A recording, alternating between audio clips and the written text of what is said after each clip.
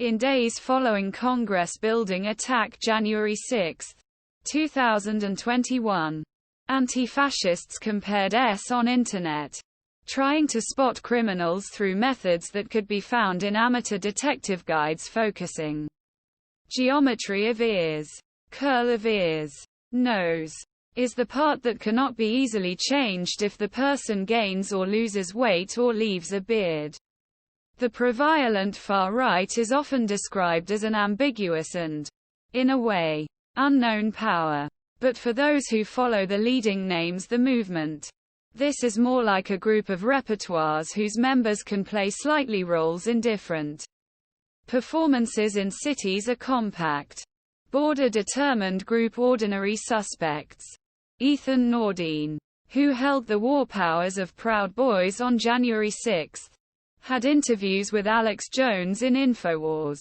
Stewart Rhodes, a Yale Law graduate wearing an eye patch, founder of the Oath Guard, was a prominent militia leader patrolling Cliven Bundy's farm and Trump rallies before being accused of provocative conspiracy, sentenced to 18 years in prison.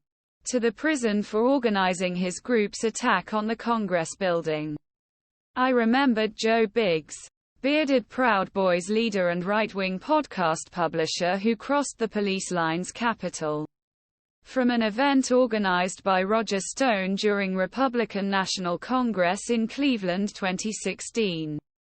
It can be confusing to follow these extreme right-wing cadres closely.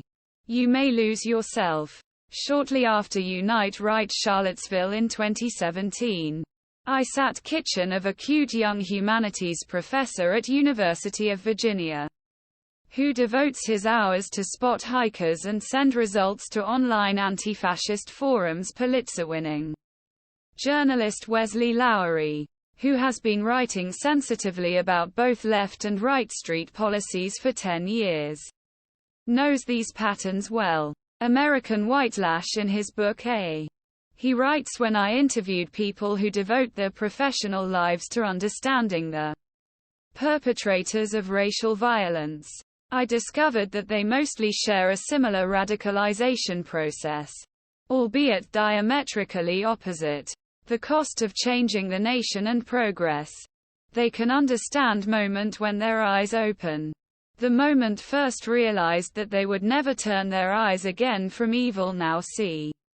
The past few years have forced many ordinary Americans to regularly wonder if they should open their eyes to the far right. Both elections are bad.